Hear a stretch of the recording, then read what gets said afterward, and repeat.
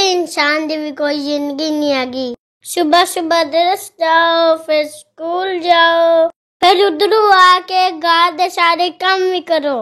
या मेरे अल्लाह तेनू अपने हबीब दा वास्ता जिसकी खातर तू कुल कनात बनाई, मैनू एक भरा होर दे दे ताकि साडी भी जोड़ी बन जावे।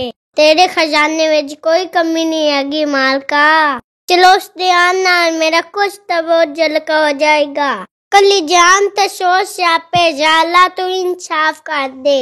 ओहो मैं तो सब्जी लेने आया सा, फिर मेरी अम्मा गल्ला करेगी। ओ उस्मान इतना टाइम हो गया, किथे रह गया सा?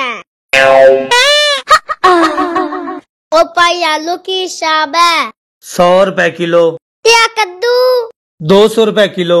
ऐ सब्जी इतनी महंगी क्यों आ? ओ इंडिया पाकिस्तान दी जंग लगी आ ते सारी सब्जी बार्डर ते जांदी आ। ओए सालिया उत्थे बम चल दिया कि कद्दू?